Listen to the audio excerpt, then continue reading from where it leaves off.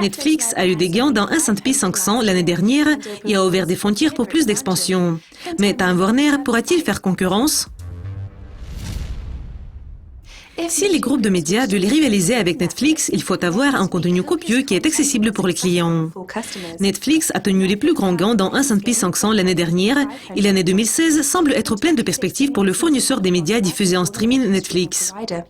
Cependant, le fournisseur des réseaux câblés, Time Warner, n'a pas eu d'un tel succès en 2015. Les actions de la société ont chuté de 24% en 2015 dans le contexte des craintes des investisseurs en matière de la santé de l'industrie de télévision. Time Warner et Fox ont réagi en montrant des signes que finissant l'année 2015, ils ajustent leur stratégie de Netflix. Time Warner est actuellement en cours de discussion pour faire plus de shows disponibles à la demande des clients. On est juste une semaine en 2016 et Netflix a déjà atteint sa résolution de l'expansion mondiale pour une nouvelle année. Le PDG de Netflix, Reed Hastings, a fait une annonce surprise de l'expansion mondiale. Le 6 janvier a vu le nombre de personnes qui peuvent accéder légalement à Netflix bondir et le service est désormais disponible dans 130 nouveaux pays. Ces attentes élevées de l'augmentation des abonnés au cours du prochain trimestre a été une bonne nouvelle pour les actionnaires et les actions de Netflix ont bondi de 9% après la nouvelle.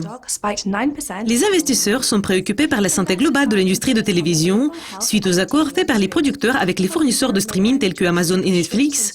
Et il y a des craintes que le fait de regarder régulièrement la télévision est une chose du passé.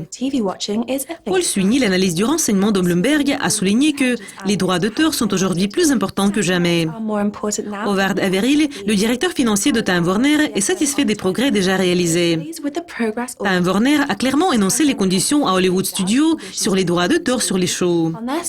Monsieur Averill a déclaré que vous commencez à avoir une dynamique. Nous devons continuer à nous déplacer le long de ce chemin pour être sûrs que nous fournissons aux clients ce qu'ils recherchent. 2015 a été une année extrêmement forte pour Netflix et Time Warner est sûr qu'il n'a pas été trop loin. Monsieur Averill a souligné que la société mettrait fin à l'exercice juste au-dessus du plus haut niveau de sa fourchette de prévision de 2015. Les actions ont augmenté de 2,3% suivant les plans de l'entreprise d'une prospère année de 2016. C'est la plus grande hausse en 18 mois, malgré une semaine décevante pour les marchés boursiers mondiaux.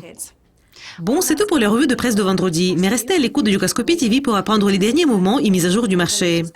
Mais pour le moment, au revoir.